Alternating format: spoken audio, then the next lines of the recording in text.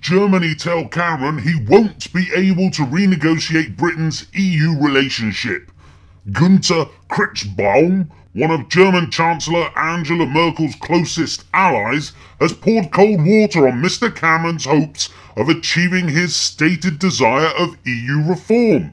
Mr. Kritzbaum, head of the country's Committee on EU Affairs, was backed by other senior German politicians. Last week, Mr. Cameron said he would insist on the UK no longer being bound by the EU's principle of ever closer union, one of the core principles of its rulebook. However, Mr. Kritzbaum, a Christian Democrat, told Mr. Cameron that the EU countries would not agree to his demands.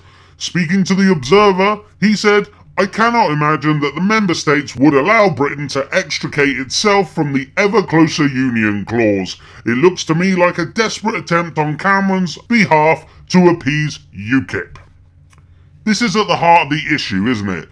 Germany telling us what we can and can't do when it comes to Europe. With the EU having a principal clause of ever closer union, unless we get out of the EU, then it looks like Hitler's job will finally have been complete, and we will technically be governed by Germany via the unelected bureaucrats out of the EU.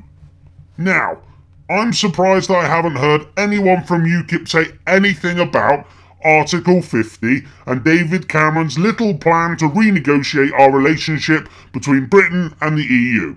I've mentioned it in several videos, and I think it's worth mentioning it one last time before the polls open on Thursday. It's quite a little beauty, is old Article 50. You see, what UKIP should have been saying is that David Cameron has everything to do with the EU and his planned renegotiation arse about cock. Bullingdon Club, Silver Spoon, never worked a real day in his life Cameron says that he wants to renegotiate our terms with the EU first, and after being thoroughly disappointed and getting nowhere, as Germany have rightly said, he will then hold a referendum in 2017.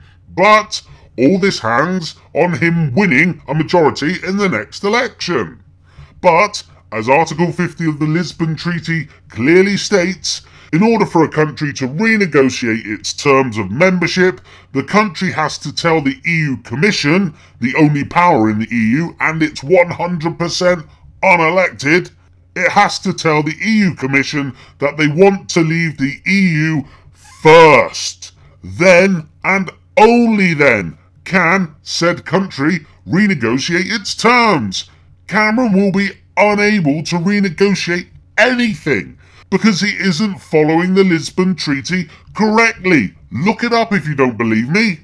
But no one in the media, of course, will call him on this, because they're afraid they might not get the front row seat in his next press conference, or that they might not be allowed to give Clegg a blowjob.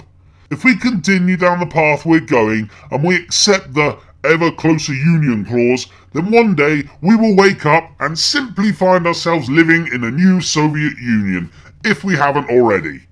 The EU and democracy are at opposite ends of the scale. 19 years they haven't had their accounts signed off for fraud. The Tories, Labour, Liberal Democrats all want us to move ever closer to the EU, meaning less and less power for Britons to govern Britain. Cameron knows this, and he's playing on you being ignorant, and he's relying on a compliant media not telling you the truth. Can't you see that the so-called main three parties are basically the same and that they're all being helped by the media? Well, it's because there's an agenda behind the scenes that's playing out in front of you. There's one reality that's put on the telly for you to mindlessly get washed up in, and there's reality, what actually happens, and you don't get told this bit, and it involves you thinking and critically thinking, using your brain to discover what is going on. And part of that reality is us not coming out of the EU, hence the total media demonisation of UKIP recently.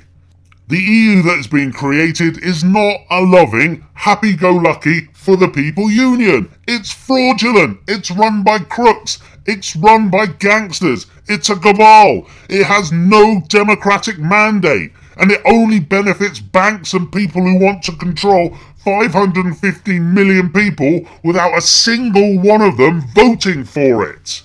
I know UKIP aren't perfect, they're not the be-all and end-all, but if we are to have any chance of a future other than being governed by unelected EU commissioners that are selected by their chums, probably after a good rogering, then we have to vote UKIP and we have to come out of the EU.